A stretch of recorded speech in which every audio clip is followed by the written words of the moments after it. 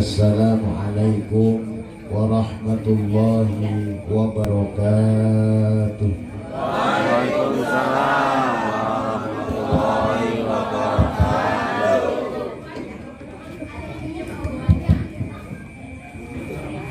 Bismillahi alhamdulillah, wassalatu wassalamu ala rasulillah Sayyidina wa maulana Muhammadin ibni abdillah wa ala alihi wa sahbihi wa man tabi'ahu wa wala wa la hawla wa la quwwata illa billah. Subhanaka la ilma lana illa ma 'allamtana innaka antal alimul hakim. Amma ba'du, faqad qala Allah tabaraka wa ta'ala fi ayatihil karimah. A'udzu billahi minasy syaithanir rajim. Bismillahirrahmanirrahim. Ya ayyuhan nabiyyu inna arsalnaka syahidan wa mubasysyiran wa nadhira. Wa qala fi ayatin ukhra Qul bifadlillahi wa birahmatihi fabidzalika falyafrahu. Qala Nabi sallallahu alaihi wasallam, man ahabbani kana ma'i fil jannah. Qala ba'dul ulama wa ulqatun hasilatun bitabi'i ka ulqatin binafsil ismil waqi'i.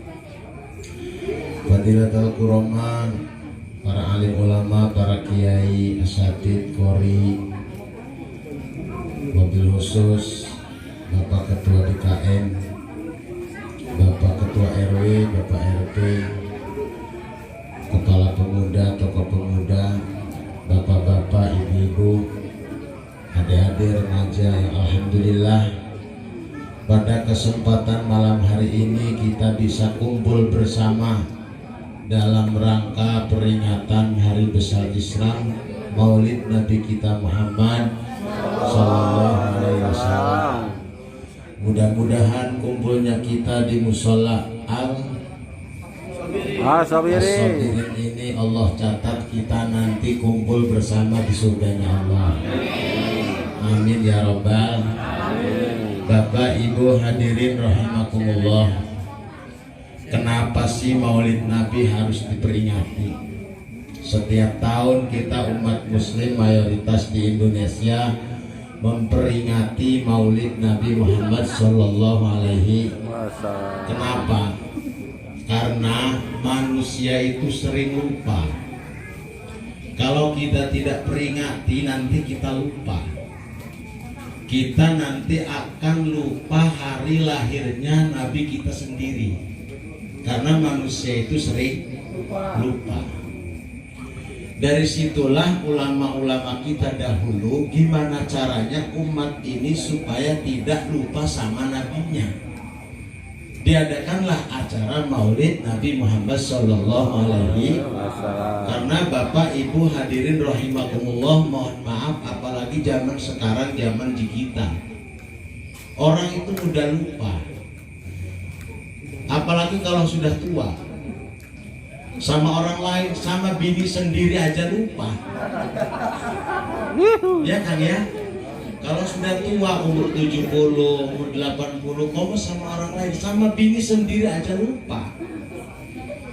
Maka dari itu diperingatilah oleh ulama kita dahulu sengaja memperingati Maulid ini agar kita tidak lupa dengan hari lahirnya Nabi kita.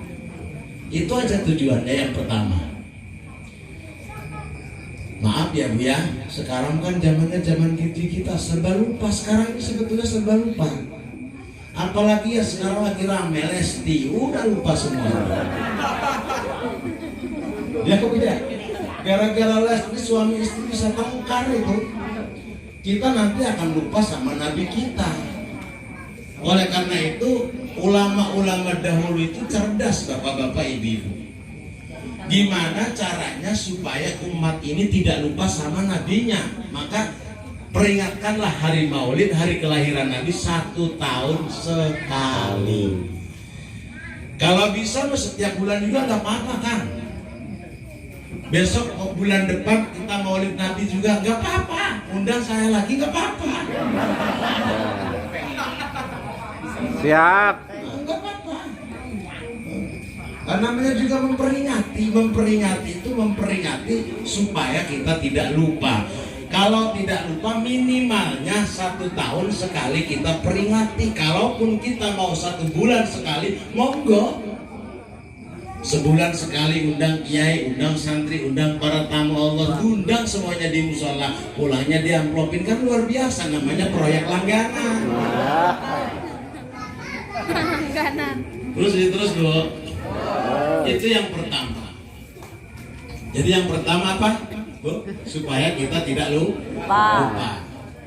Karena manusia itu tempat. Yang kedua, Bapak Ibu, Maulid Nabi ini adalah dasarnya kita cinta kepada Nabi Muhammad Shallallahu Alaihi Wasallam. Ini dasarnya cinta. Kalaupun memang ada orang sebelah yang mengatakan katanya Maulid itu tidak ada dalilnya, lawang cinta kok nggak butuh dalil loh.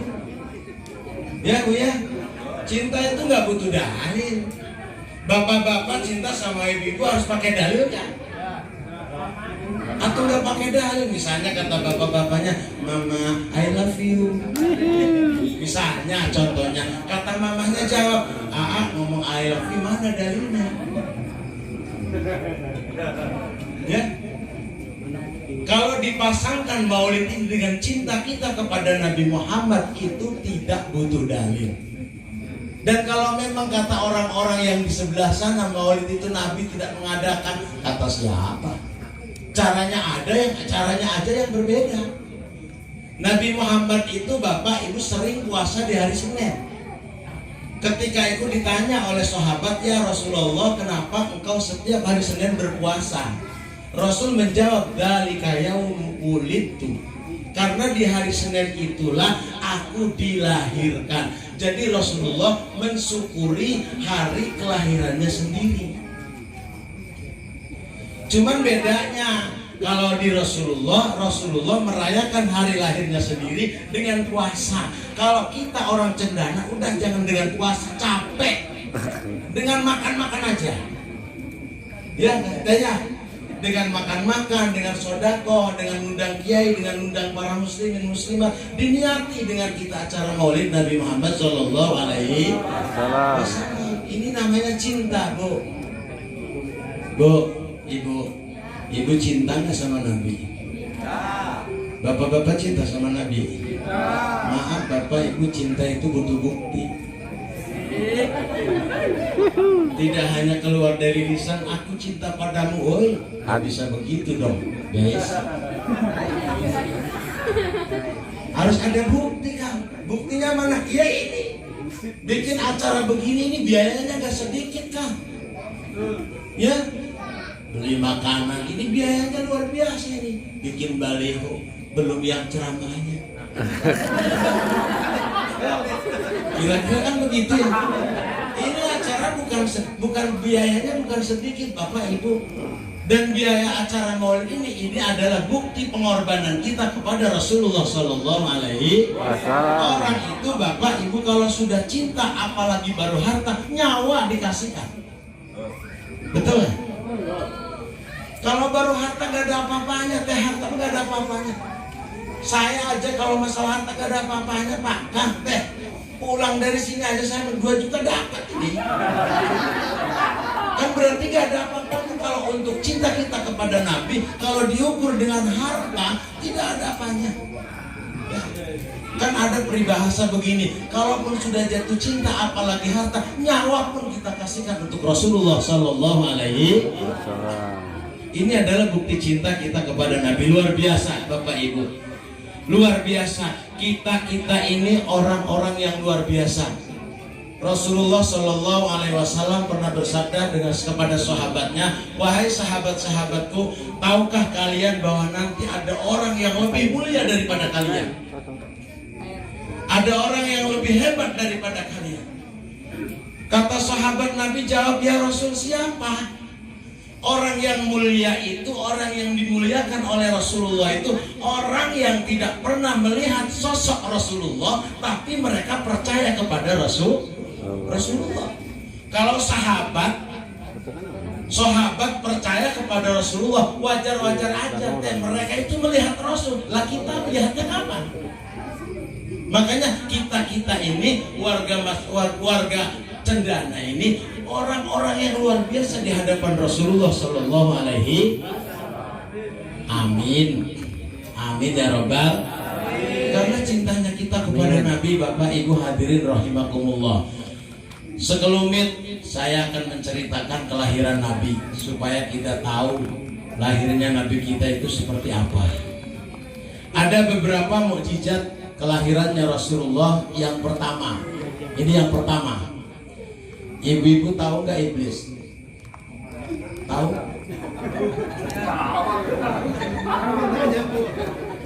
Bapak-bapak kira-kira iblis tahu nggak? Tahu kira-kira kayak gimana iblis deh?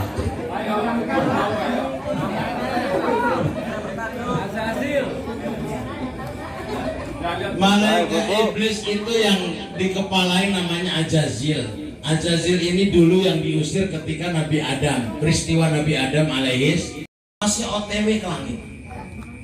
Pagi berangkat ke langit, sore turun ke bumi. Apa ini tujuannya Ajazil? Pergi ke langit. Tujuannya ingin tahu apa sih yang dibicarakan oleh malaikat di dalam langit. Ketika Rasulullah Shallallahu Alaihi Wasallam dilahirkan, pintu langit tertutup untuk iblis. Pintu langit tertutup untuk iblis di hari Senin tanggal 12 Rabiul Awal. Iblis pagi-pagi berangkat menuju ke langit. Setelah nyampe di langit, ternyata pintu langit sudah tertutup. Iblis turun kembali, Bapak Ibu. Setelah turun kembali, iblis kumpulkan pasukannya. Dikumpulkan pasukannya, setan, pocong, dedemit, kumpul semua. Kata iblis, wahai para syaitan, saya ini setiap hari pulang pergi menuju langit. Kok kenapa di hari ini saya tidak bisa masuk? Coba kalian semua keliling dunia. Ini di dunia ada apa? Semua iblis berangkat, Bapak Ibu hadirin rahimakumullah, mencari ini ada barang apa sehingga Tuhan kita iblis atau Tuhan kita Ajazil biasa masuk ke langit tidak bisa masuk. Ternyata di Makkahul Mukarramah samping Ka'bah telah dilahirkan Rasulullah Sallallahu Alaihi Wasallam. Jadi iblis dari semenjak Nabi Adam sampai kelahirnya Rasulullah itu masih biasa Bapak Ibu pulang pergi ke langit. Setelah Rasulullah dilahirkan ila yaumil qiyamah, pintu langit tertutup untuk iblis, dan itu sudah janjinya Allah Subhanahu wa ta'ala. Luar biasa gak, Bang? Luar biasa gak? Luar biasa Bapak Ibu. Lahirnya Rasulullah aja iblis sudah ditutup, tidak boleh masuk ke langit. Dan pada akhirnya Bapak Ibu hadirin rahimakumullah, ini iblis setelah tidak bisa masuk ke langit, akhirnya iblis beda caranya. Masuk ke dalam hati. Masuk ke dalam hati. Setiap hari pagi sore di dalam hati ini ada segumpal yang namanya hati. Itu tempatnya iblis Bapak Ibu. Yang mengisi di hati kita isi takabur, sombong, hasud, syirik, riya. Itu iblis yang ada di dalam hati. Bapak-bapak, ibu-ibu punya penyakit hasud, tetangganya kebeli motor meriang, tetangganya kebeli mobil masuk rumah sakit, tetangganya kebikin rumah mati. Ini kerjaannya iblis yang tadinya sering bolak-balik ke langit. Sekarang iblis itu masuk ke dalam hati. Setelah iblis masuk ke dalam hati, Bapak Ibu, ternyata masih aja banyak orang yang ibadah sama Allah. Sekarang iblis berubah Bapak Ibu. Iblis ini hati-hati Bapak Ibu sering berubah-ubah. Kadang jadi sinetron, itu iblis itu. Kenapa? Yang dinamakan iblis itu ma'agwanas, sesuatu yang melalaikan manusia ibadah kepada Allah Subhanahu wa ta'ala. Dan sekarang ini iblis itu sudah berubah Bapak Ibu, sudah menjadi handphone yang biasa rame dinamakan setan gepeng. Ya Bu ya, setan gepeng ini luar biasa mengganggunya. Orang biasa baca Quran, ada handphone bunyi, sodaqallah. Luar biasa ini. Ini namanya setan gepeng Bu. Ya, biasa kita habis sholat zikir la ilaha illallah, la ilaha illallah. Ada panggilan masuk, langsung tutup doa, selesai zikirnya. Oh, ini namanya mengganggu Bapak Ibu hadirin rahimakumullah. Oh Ustaz, emang HP itu setan gepeng ya? HP itu tergantung makainya kan. Kalau kita punya HP itu mengganggu dengan aktivitas ibadah kita kepada Allah Subhanahu wa taala, maka HP itu bisa jadi setan. Karena yang dinamakan setan itu adalah sesuatu yang mengganggu hubungan antara kita dengan Allah Subhanahu wa taala. Apalagi zaman sekarang, Masya Allah Bapak Ibu ya. Apa kamu komore anak-anak yang anak-anak aja main HP beneran luar biasa Bu. Bu, Ibu, main handphone itu luar biasa. Kadang anak-anak kita lebih cerdas daripada mamahnya. Mamanya mah nggak tahu, anaknya yang tahu. Kata mamahnya, dek, yang namanya Facebook itu yang gimana tuh? Tuh nyawa itu apa itu yang warnanya kayak gitu namanya wa. Subhanallah. Ini zaman sekarang Bapak Ibu, Masya Allah. Terus kan, terus. Itu yang pertama.